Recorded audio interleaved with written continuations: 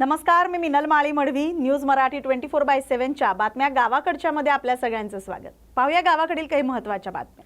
परमपूज्य पुंडलिक महाराज यांच्या पवित्र पालखी सोहळ्यानिमित्त बजरंगी फाउंडेशन मूर्तिजापूर यांच्या वतीने भाविक भक्तांसाठी टरबूज वाटपाचा सेवाभावी उपक्रम राबवण्यात आला. कडक उन्हातही हजारो भाविक या पालखी सोहळ्यात सहभागी झाले होते. वाढत्या तापमानामुळे होणारा त्रास लक्षात घेऊन फाउंडेशनच्या कार्यकर्त्यांनी पुढाकार घेत टरबूज वाटप केले. यामुळे भाविकांना मोठा दिलासा मिळालाय. सेवा हीच खरी भक्ती या उदात्त भावनेतून हा उपक्रम साकारण्यात आला. या सेवा कार्यात फाउंडेशनचे पदाधिकारी आणि कार्यकर्ते मोठ्या संख्येने सहभागी झाले होते. या उपक्रमामुळे परिसरात भक्तिमय वातावरण निर्माण झालं. नागरिकांकडून या कार्याचं कौतुक करण्यात येते. आरमोरी तालुक्यातील तिन्ही पेट्रोल पंपावर अचानक मोठी गर्दी झाली. नागरिक मोठ्या प्रमाणात पेट्रोल भरण्यासाठी रांगा लावत आहेत.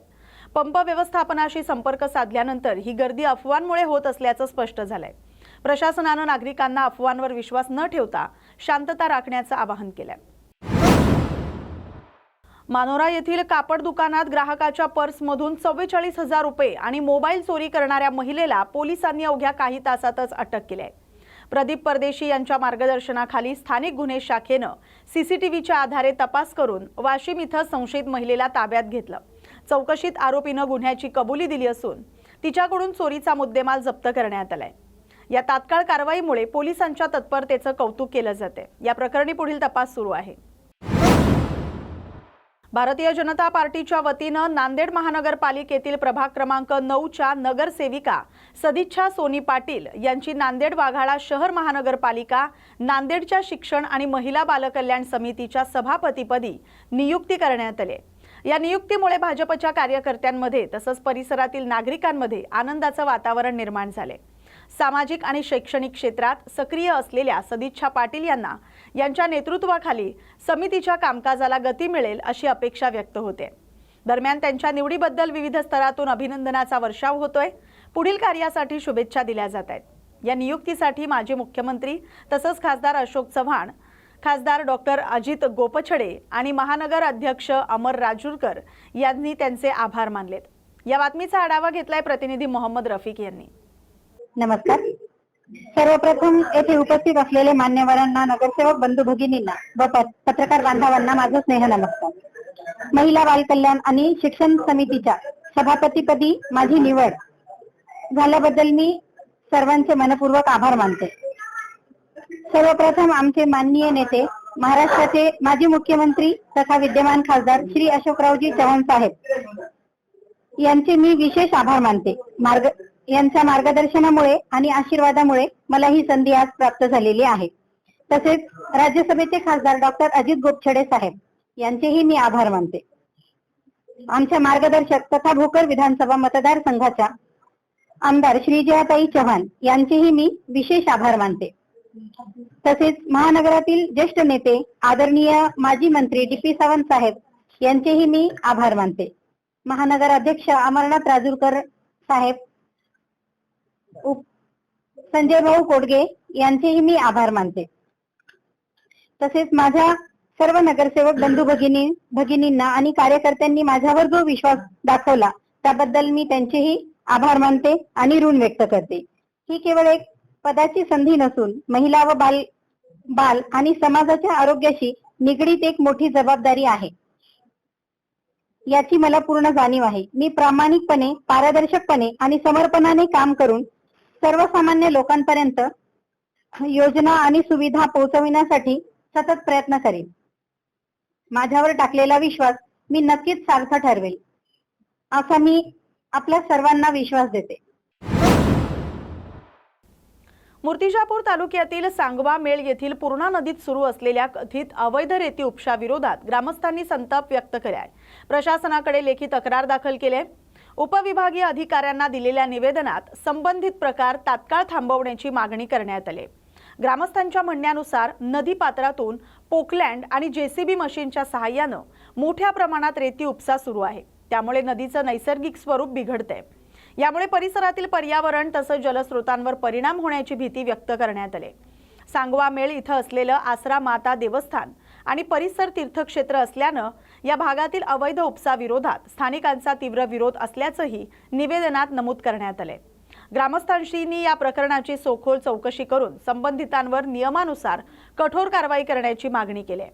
दरम्यान प्रशासनानं तातडीनं हस्तक्षेप करून अवैध रेती उपसा थांबवावा, अन्यथा गावकरी तीव्र आंदोलन छेडतील असा इशाराही देण्यात आलाय। या बातमीचा आढावा घेतलाय प्रतिनिधी सुमित सोनोने यांनी। ग्राम सांगवामेमध्ये 8 दिवसापासून रेती अवैधरित्या उपसा चालू आहे। गावात गावकऱ्यांना सांगूनही ते थांबत नाही आहेत। त्यांचं असं म्हणणं आहे की आमच्या वरिष्ठासोबत बोलणं झालं, आम्ही वरिष्ठासोबत बोललो, आम्ही हा रेतीचा उपसा असाच चालू ठेवू। त्यांनी रेती उपसासाठी पोकलॅन आणि डोंग्याच्या सहाय्याने ते रेती उपसा करत आहेत। जसं की पश्चिम महाराष्ट्रात रेती उपसा केला जातो समुद्रात, पण नदीत ही परमिशन नसतानाही ते रेती उपसा करत आहेत। त्याच्यावर दंडात्मक कारवाई करण्यात यावी यासाठी आम्ही आज सर्वजणांनी SD ऑफिसला निवेदन दिलं। कारण निवेदन दिलं तुम्ही, याच्यावर जर कारवाई झाली नाही तर याच्या पुढचं काय? आम्ही ठिय्या आंदोलन करू आणि जर ठिय्या आंदोलन केल्यावरही काही नाही केलं तर आम्ही वरती कलेक्टर ऑफिसपर्यंत जाऊ, त्यानंतर मंत्र्यापर्यंत पण जाऊ, महसूल विभागाचे जे मंत्री असतील त्यांच्यापर्यंत। धनगर समाजाच्या विविध मागण्यांसाठी दीपक बोराडे यांच्या नेतृत्वात मुंबई इथं आंदोलन सुरू आहे। या आंदोलनाला पाठिंबा देण्यासाठी आणि आपल्या मागण्यांकडे शासनाचं लक्ष वेधण्यासाठी बुलढाण्याच्या मेहकर तालुक्यातील जानेफळ येथील टॉवरवर चढून गजानन बोरकर या व्यक्तीनं आंदोलन सुरू केलंय। जोपर्यंत मागण्या संदर्भात सकारात्मक लेखी आश्वासन मिळत नाही तोपर्यंत खाली उतरणार नसल्याचा पवित्रा आंदोलनकर्त्यानं घेतलाय। तर आंदोलनकर्त्यांसोबत चर्चा करून त्याला टॉवर खाली उतरवण्याचा प्रयत्न करण्यात आलाय। या संदर्भात प्रशासनाचे प्रयत्न अद्यापही सुरू आहेत। जय मल्हार, मी गजानन बोरकर, यशवंत सेना, बुलढाणा जिल्हा संपर्क प्रमुख।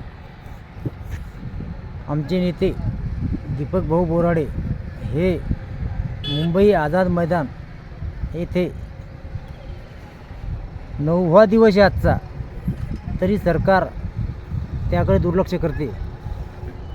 जोपर्यंत आमच्या दीपक भाऊ बोराडे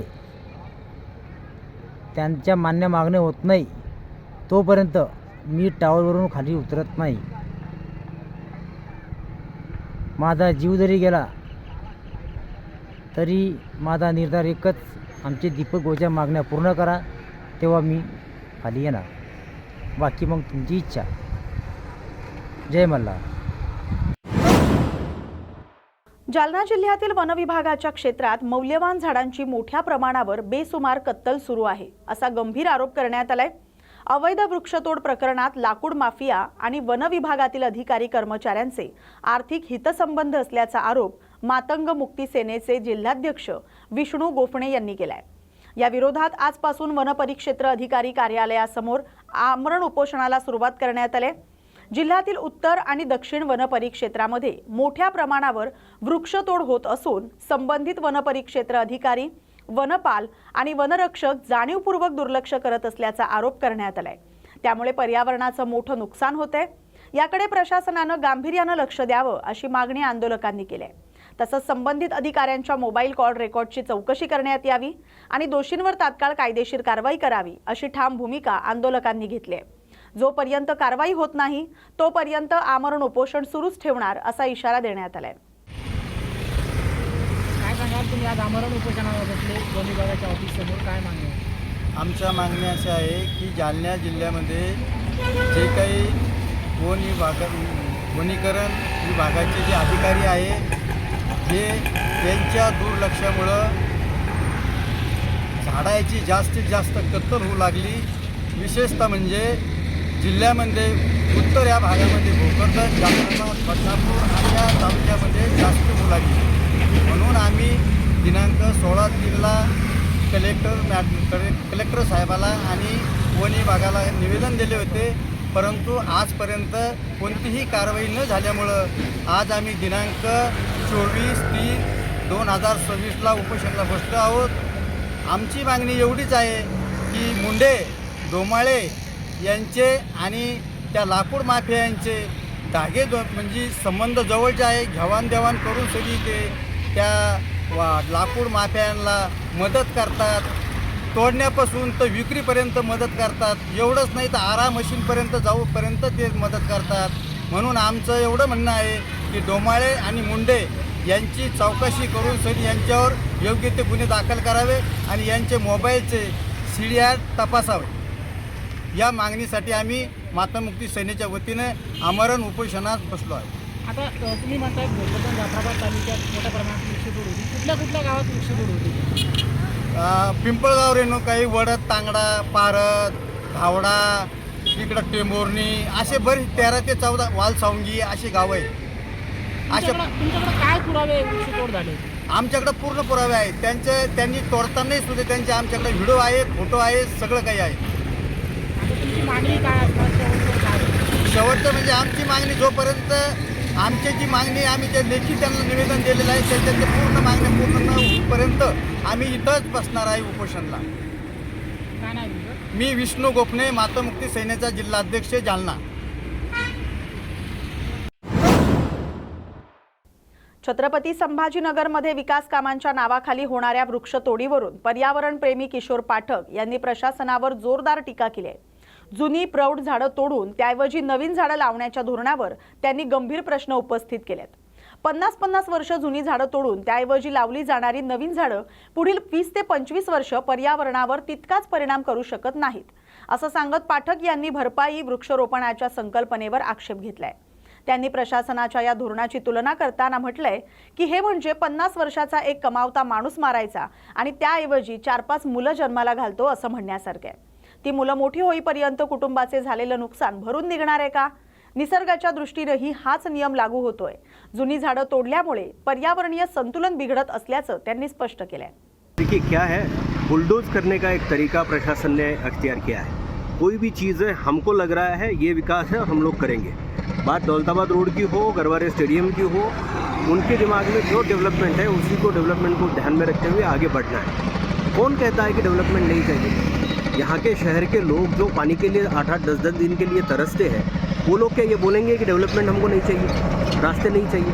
लेकिन ये सब करते हुए हम लोग अगर अजंता एलोरा, ये हमारा हेरिटेज है, तो यहाँ पे जो 200, 300 साल पुराने पेड़ है, ये क्या हेरिटेज नहीं है? इनकी जान पे हमारी जान निर्भर है. तो हमारा ये कहना है कि विकास के लिए कभी कोई ना बोलेगा ही नहीं, और हम लोग तो बोलेंगे ही नहीं, क्योंकि हमको तो हमारा तो बैकलॉग ही इतना बड़ा है. लेकिन किसी भी तरीके से कोई भी ऐसी चीज़ नहीं की गई है रूल फॉलो करने की जिसको हम लोग बात करते हैं कि ये पेड़ पहले बचेंगे और उसके साथ में रोड बनेगा, ऐसा सोचा ही नहीं गया. पहले 350 पेड़ों की बात की गई, उसके बाद में 550 पेड़ों की बात की गई और कहा गया कि हम उसमें से 235 बचा रहे हैं, और हम लोग 2024 से हम लोग लेटर लिख रहे हैं. उसके बाद में जब कॉरपोरेशन में परमिशन की बात आई तो उन्होंने कहा कि 718 पेड़ काटे हैं, और कॉरपोरेशन ये कहता है हमको कि 718 नहीं, हमने जो काउंट किया है उसके हिसाब से 748 होते हैं. तो ये आंकड़ा बढ़ता जाना, एक तरफ हमको ये बोलना है कि हमको ज़्यादा से ज़्यादा पेड़ बचाने, ये कौन सा मैथ्स है भाई? ये समझाएंगे हम? जो लोग ये कहते हैं कि हम लोग विकास के खिलाफ है, वो ये चीज़ समझ ले कि प्रशासन किस तरह से काम कर रहा है. हमारा ये कहना है कि हर वो चीज़ इन पेड़ों को बचाने के लिए पूरी कीजिए, उसके बाद में हम लोग रोड के बारे में ये करते हैं. रोड किसको नहीं चाहिए? और हम हमारे तरफ से हर तरीके के हमारे जो कानूनी अधिकार है उनका हम लोग इस्तेमाल कर रहे हैं. हम NGT में गए हैं, हमको अपेक्षा है कि इतने पुराने पेड़ जो कि हम हमारी ज़िंदगी में कभी बढ़ा नहीं सकते, आज इस रोड से आप जाते वक्त देखिए, आपको दिखेगा कि हर पेड़ के नीचे कोई ना कोई खड़ा है, गाड़ियाँ लगी हुई है, कोई छोटा मोटा व्यापार कर रहा है. उन सब के से लेके इस पे पेड़ पंछी, इन सब तक ये सारी चीज़ें उनको इन पेड़ों की ज़रूरत है. क्या लगता है सर आपको कि कोर्ट में याचिका दायर करने के बावजूद भी इस तरीके की हरकतें की जा रही है? क्या सामने वाले ऑफिसर्स को या उस डिपार्टमेंट को कानून से डर नहीं लगता? नहीं, देखिए क्या है, जैसा मैंने कहा ना कि बुलडोज करने का एक तरीका ये कर लिया है कि हम कोर्ट में जा रहे हैं, कोर्ट से, और इस तरह के अगर पुराने पेड़ हैं तो कोर्ट हमको रिलीफ देगा, ये सोचकर कहीं उन्होंने जल्दबाजी में ये काम तो नहीं किया. हम लोगों को एंगेज किया, हम कॉरपोरेशन के पास अपील किए, उस दौरान वन विभाग से उन्होंने परमिशन ले ली. 2 लोगों से परमिशन लेनी है, कॉरपोरेशन से लेनी थी, वन विभाग से लेनी. और कानूनी चीज़ तो ये बताएंगे कि वन विभाग ने हमको परमिशन दी और हमने काटना शुरू कर दिया. फ़ायदा क्या है? पूरी ज़मीन एक्वायर हो चुकी है क्या? कहाँ पे डेडलॉक होता है, बड़े गांव के लोग इस तरफ शहर के इस तरफ आते हैं या बड़े गांव के लोग शहर में ज़्यादा जाते हैं, तो फिर छावनी की कैंटोनमेंट की जगह हम लोगों को मिल चुकी है क्या, वहाँ पे जो कब्रिस्तान है वहाँ की जगह मिल चुकी है क्या। उन सारी चीज़ों को बाजू में रख के सबसे पहला काम क्या करना है, तो पेड़ों पे नंबर डाल दो और उनको एक नंबर के हिसाब से काटते जाओ। अगर ये चीज़ हमको किसी भी तरीके से आगे नहीं देखना है तो मेरी दरख्वास्त है सारे पूरे शहर के लोगों को कि हम अपने साथ बहुत बड़ी नाइंसाफ़ी कर रहे हैं। अगली पीढ़ी छोड़ दीजिए, हम खुद नहीं जी पाएंगे। इतने पुराने पेड़ हैं, यहाँ से जाते वक्त ये हमारी शान है, हम उनको काट देंगे क्यों? तो हम लोग ये कहेंगे कि नहीं ये विकास है। सर, इस तरह से विकास नहीं होता है। आपका नाम सर? मेरा नाम रूपेश कलंत्री है, मैं एक जर्नलिस्ट हूँ और पर्यावरण प्रेमी। सातारा जिल्हा परिषद अध्यक्ष उपाध्यक्ष निवडीवरून राजकीय वातावरण तापलेलं आहे। शिवसेना शिंदे गटाच्या वतीनं भव्य मूक मोर्चा काढण्यात आलाय। या मोर्चात मोठ्या संख्येनं महिला शिवसैनिक सहभागी झाल्या। शिवसेना नेत्या रेश्मा जगताप यांनी भाजपवर आरोप करत देवेंद्र फडणवीस यांच्याकडे संबंधित अधिकाऱ्यांवर कारवाईची मागणी केली आहे। मोर्चा दरम्यान प्रशासनाविरोधात निषेध व्यक्त करण्यात आलाय। कारवाई न झाल्यास पुढील आंदोलनाचा इशारा देण्यात आलाय। गटातून जेडपी सदस्य सौ कविता एकनाथ उंबळे मी ही जी आज घटना आपली जेडपी अध्यक्षपद आणि उपाध्यक्षाच्या निवडीसाठी जी झाली त्यामध्ये मी आय विटनेस आहे त्या ठिकाणी। ज्यावेळी आम्हाला जेडपी ह्याच्यामध्ये आपल्या जिल्हा परिषदमध्ये नेतावेळी ऑफिसमध्ये नेतावेळी गेटवरतीच आम्हाला एवढी जबरदस्त धक्काबुक्की झाली, म्हणजे सगळ्या उमेदवारांना आणि उमेदवारांचा सोडा, पण आज माननीय आपले ह्याचे जिल्ह्याचे पालकमंत्री आहेत स्वतः, त्यांना एवढे अक्षरशः त्यांच्या बोटाला लागण्या इतपत त्यांच्यावरती एवढे मारहाण झाली। आणि आपले दुसरे मकरंद पाटील साहेब त्यांच्यावरती पण, म्हणजे आज हा आपला महाराष्ट्र आणि आपला जिल्हा कुठल्या पातळीवर चालला आहे। जर आज सामान्य माणसाचा सोडा, आज मंत्र्यांवरती जर असे घाव होत असतील आणि मंत्र्यांवरती जर एवढे हे करत असतील, अत्याचार करत असतील, तर सामान्य माणसाचा न्याय मागायचा कुठे? आज त्या ठिकाणी 200-400 पोलीसवाले तिथं हे होते। आपले जे तालुक्याचे जे SP आहेत त्यांनी हा पूर्ण हे करून नियोजन करून ह्या समोरच्या आपल्या भारतीय जनता पार्टीने समोरच्या त्यांना हाताशी घेऊन हा जो प्रकार जो केला तो त्यांनी ठरवून केला। आणि जी ही निवडणूक झाली ती निवडणूक त्यांनी 1 महिन्या अगोदर त्याचा नियम असतो की बाबा की 8-15 दिवसाचा कालावधी असतो निवडणुकीचा, पण त्यांनी 1 महिना का लावला? त्याचं कारण हे आज जनतेसमोर आलेलं आहे त्याचं कारण, आणि मीडियासमोर पण आलेलं आहे कारण की त्यांनी हा जो पूर्ण ठरवून जो कार्यक्रम केला की त्यांना माहिती होतं की आपण युतीत बसत नाही। आज त्यांच्या उमेदवार 27 होते, आपले महायुतीचे उमेदवार 37 होते आणि 37 मधले त्यांनी मी स्वतः भेटण्यासाठी आमच्या तिथेच बाहेर होतो मी, तिथूनच त्यांनी 4 पळवले, तरी पण आपली सत्ता बसत होती। 33 उमेदवार घेऊन आपली सत्ता एक हाती सत्ता बसत होती, पण ती सत्ता त्यांनी काहीतरी कारण काढून आमच्या आरोपींना आमच्या ज्याचं अपहरण केलं, खोट्या केसेसमध्ये अपहरण करून त्यांना पहिलं विलंबित करण्याचा प्रयत्न केला। आज आपल्या महाराष्ट्रामध्ये जे महापुरुष झाले, आपले बाबासाहेब आंबेडकर असतील, शिवाजी महाराज, त्यांनी सामान्य जनतेला सुद्धा न्याय दिला आणि ही एक हातात सत्ता आपल्या हातात असून सुद्धा त्यांनी एक बाजूने 2 आमच्या पूर्ण गेटवरती गेलेले उमेदवार, आमचे सभागृहाच्या केला आय विटनेस गेटवरती गेलेले उमेदवार त्यांनी अक्षरशः अतिरेकेला पण कोण येत नाही, अतिरेकेला पण कोण येत नाही, ह्याच्यामध्ये त्यांना फरफड तोडून नेलं, अक्षरशः त्यांचे शर्ट फाडले गेले।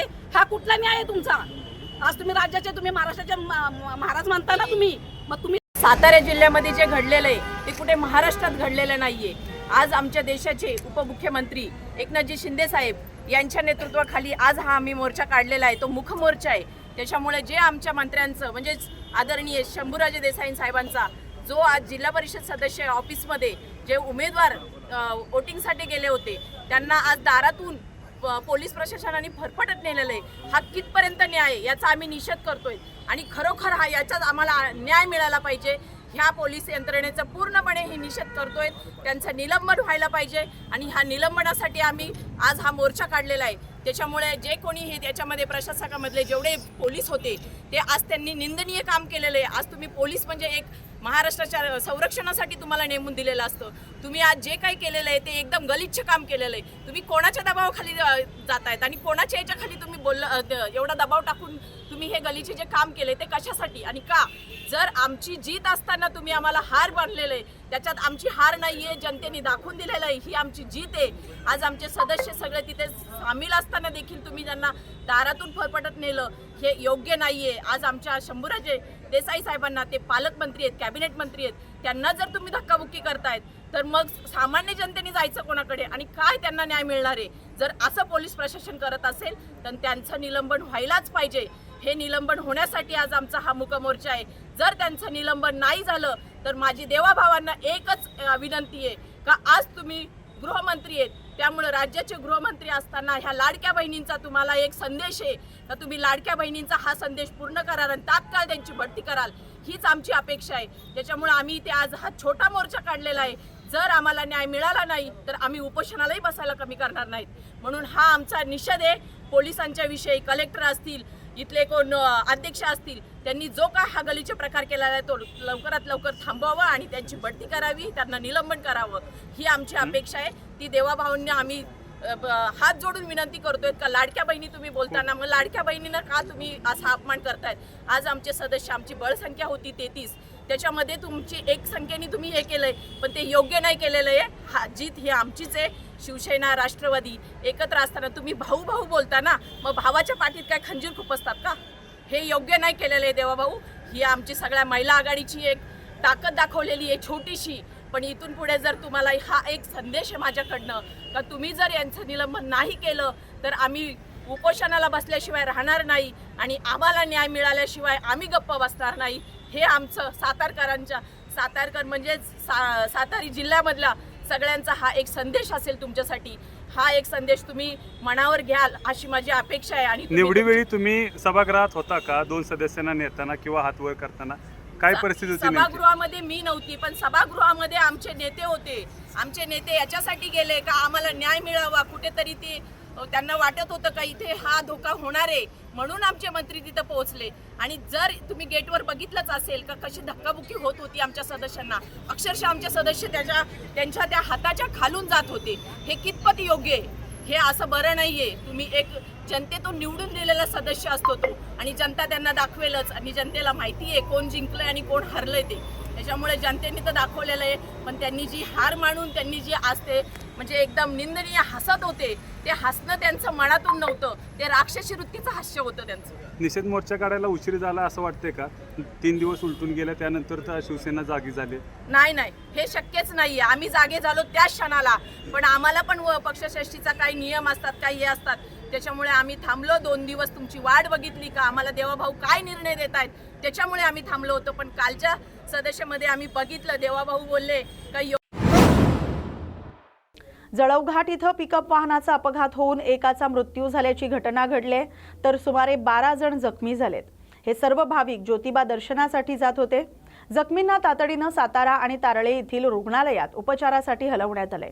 अपघाताचं कारण स्पष्ट नसलं तरी घाटातील वळणावर चालकाचा ताबा सुटल्याची शक्यता व्यक्त केली जाते.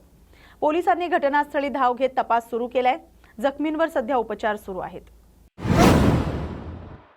भारतीय संविधानाच्या 75व्या वर्षानिमित्त आणि महान क्रांतीच्या शताब्दी वर्षानिमित्त समाज कल्याण विभागानं संविधान चौक इथं शिवराय ते भीमराव या संकल्पनेवर आधारित भव्य सांस्कृतिक कार्यक्रमाचं आयोजन केलं. कार्यक्रमाचं उद्घाटक सहाय्यक आयुक्त डॉक्टर सचिन मडावी यांनी केलंय, तर अध्यक्षस्थानी ज्येष्ठ पत्रकार रोहिदास राऊत उपस्थित होते. प्रसिद्ध गायक आणि दिग्दर्शक डॉक्टर अनिरुद्ध वनकर यांनी आपल्या टीमसह सादर केलेल्या गीतांमधून छत्रपती शिवाजी महाराज आणि डॉक्टर बाबासाहेब आंबेडकर यांच्या विचारांचा प्रभावी संदेश दिला.